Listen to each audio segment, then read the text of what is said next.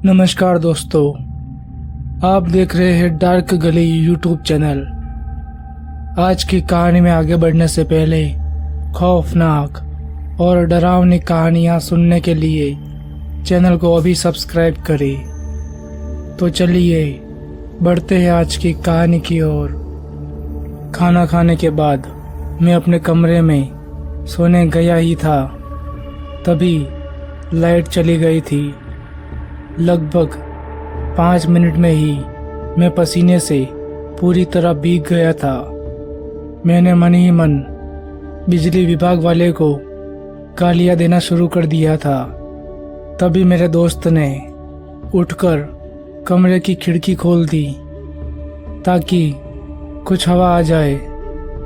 फिर मैंने उसे दरवाज़ा भी खोलने के लिए कहा, लेकिन दरवाज़ा और खिड़की खोलने के बावजूद कमरे में इतनी हवा नहीं आ रही थी कि हम दोनों आराम से सो सके। गर्मी और पसीने से तंग आकर मैंने अपने दोस्त कुणाल से कहा कि अरे यार, मैं तो छत पर जा रहा हूँ सोने, मेरी बस की नहीं है इतनी गर्मी में सोना। तभी मेरे दोस्त कुणाल ने कहा कि अरे तू यहाँ पर नया है, इसलिए शायद तुझे पता नहीं कि हॉस्टल की छत पर जाना साफ साफ मना है। अगर गार्ड को पता चला तो वो बहुत चिल्लाएगा, चुपचाप यहीं पर सो जा। तभी मैं गुस्से में अपने बिस्तर से उठा और अपना बिस्तरा पोटला उठाकर मैं छत की तरफ जाने लगा और मेरा दोस्त कुणाल मुझे पीछे से छत पर जाने से रोकने लगा। मैं जब छत पर पहुंचा तो छत पर ठंडी हवा चल रही थी, जिससे मुझे काफ़ी राहत मिली। मैंने एक जगह देखकर अपना बिस्तर वहाँ पर लगा दिया और वहीं पर लेट गया। कुछ देर बाद मेरी आँख लगी ही थी, तभी मुझे किसी की आवाज़ सुनाई दी। मैंने उठकर इधर उधर देखा तो मेरे बिस्तर के थोड़ी दूर पर ही मुझे एक लड़की दिखाई दी जो अपना बिस्तर बिछाकर सोई थी। मैं उस लड़की को देखकर चौंक गया था। मैंने सोचा कि ये लड़की अचानक यहाँ पर कहाँ से आई होगी, क्योंकि जब मैं यहाँ पर आया था तब तो यहाँ पर कोई भी नहीं था। तभी वो लड़की मुझसे बोली, टाइम क्या हुआ है? तो मैंने कहा कि 12:30। वो लड़की मुझे घूरे जा रही थी और मैं उसे। तभी वो लड़की फिर से बोली, टाइम क्या हुआ है?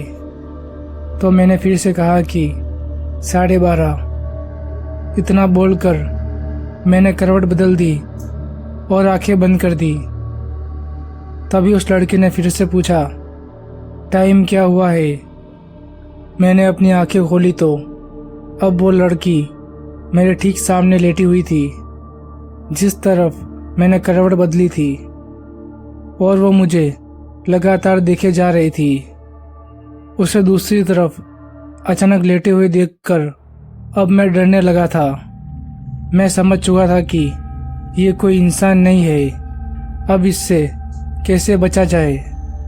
तभी मैंने नोटिस किया कि वो लड़की मुझे नहीं बल्कि मेरे हाथ में बंधी घड़ी को देखे जा रही है। इससे पहले मैं उसे कुछ कहता, वो लड़की फिर से बोली, टाइम क्या हुआ है?